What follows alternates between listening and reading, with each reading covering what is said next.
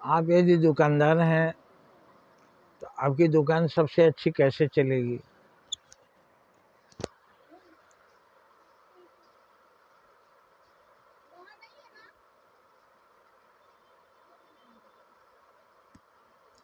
आपकी दुकान में सबसे ज़्यादा भीड़ कैसे हो?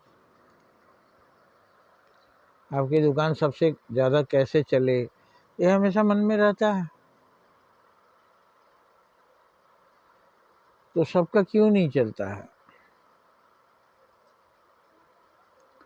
एक दुकानदार ने अपना ईमानदारी से दाम रखा और सबसे मीठी बोली, अच्छा व्यवहार करता है। दूसरा दुकानदार खूब घटा दिया, उसके यहाँ भीड़ होने लगी, फिर धीरे धीरे बढ़ाने लगा, फिर अब उसके यहाँ सबसे महंगा मिलता है, धीरे धीरे भीड़ खत्म हो गई। और ईमानदार के यहाँ एक एक बढ़ते गए, एक एक बढ़ते गए, धीरे धीरे दुकान बहुत अच्छी चलने लगी।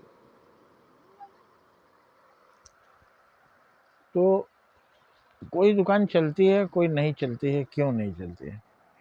कोई चलती है अपने सद्गुणों के कारण चलती है,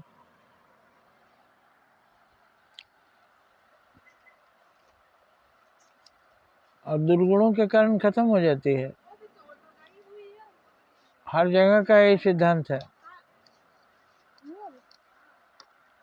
तो सद्गुणों के आधार पर चलता है और दुर्गुणों के आधार पर बंद हो जाता है।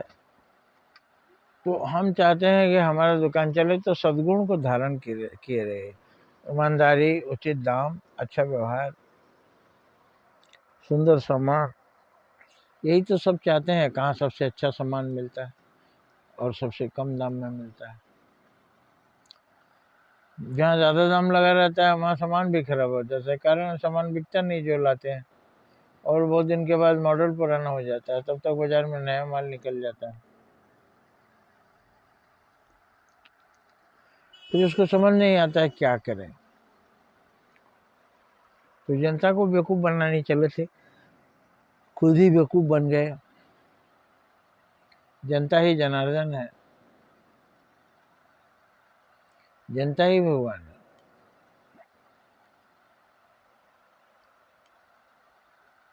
तो हमें हमेशा सबके साथ सद्व्यवहार करना चाहिए, क्योंकि सद्व्यवहार अस्थायी होता है, छल कपट टेम्पररी होता है।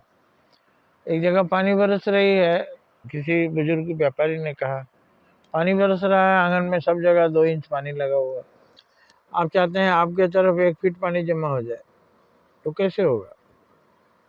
आपके यहाँ वो तो पानी का नियम है, लेवल ले लेता है, अपने लेवल में आ जाता है, ऊपर में खुद ही लेवल हो जाता है। तो 1 फीट पानी आपको अपनी तरफ करना है, तो अपने तरफ 1 फीट का गड्ढा खोद दीजिए, अब पानी उसमें 1 फीट आ जाएगा। उसी तरह से आप बिक्री बढ़ाना चाहते हैं, जो बाजार में दाम है आप उससे कुछ नीचे कर दीजिए दाम। पानी जैसे बह के आ जाता है, वैसे ग्राहक पानी की तरफ बहकर आपके यहाँ आ जाएंगे। सुविधाएं बढ़ा दीजिए,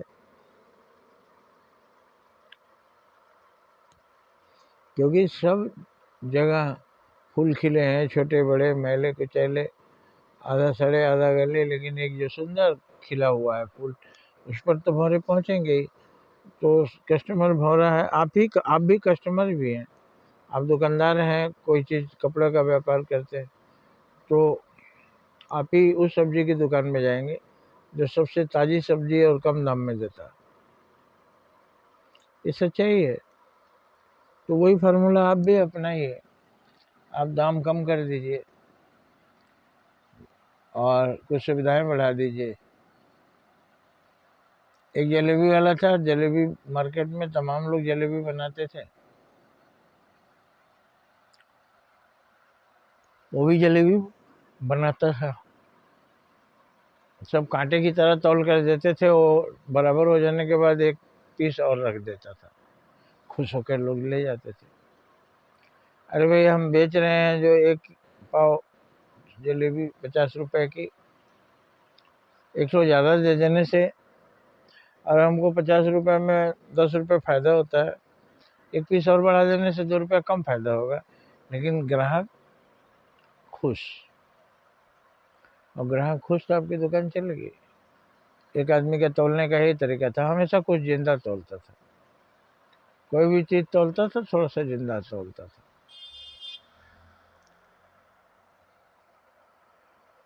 कोई भी सामान है बाजार में जो दाम है उससे 2 पैसा कम रहेगा।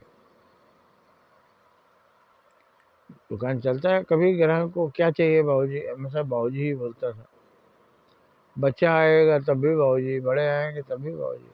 उसका जवानी हो गया था, ग्राहक बने बाबूजी। ग्राहक खुश रहते थे। तो आपका काम सबसे सुंदर हो, सबसे ज़्यादा लोग पसंद करें, उसके लिए कुछ खासियत, कुछ खूबी होनी चाहिए। और जब खूबी होगी तो वही अट्रैक्शन का कारण होगी। ग्राहक को आपको अट्रैक्ट करना है, ग्राहक को चमकाना है। जब भी कोई सामान ले आप उसमें कुछ कमी कर दीजिए, कम तौल दीजिए, सामान रद्दी दे दीजिए। एक फल वाला तौलता था और उसमें एक आध फल सड़ा डाल देता था। लोग आते नहीं थे उसको बोलने के लिए, कोई कोई आ भी जाते थे कि कैसे उसमें सड़ा हुआ चला गया, हम तो चुन चुन के रखे थे। तो आप ही रखे होंगे, नहीं मानता था। लेकिन समझ जाते थे ग्राहक कि ये दुकानदार बेईमान है, तो उधर आना उन लोगों ने छोड़ दिया। धीरे धीरे उसकी चालाकी व्यर्थ हो गई और उसका बिजनेस ही डूब गया। तो सबसे चालाक वही है जो दुकानदार कभी ग्राहक को धोखा नहीं देता, और सबसे बेवकूफ़ वही है जो दूसरों को बेवकूफ़ समझता है। जय हिंद, जय भारत।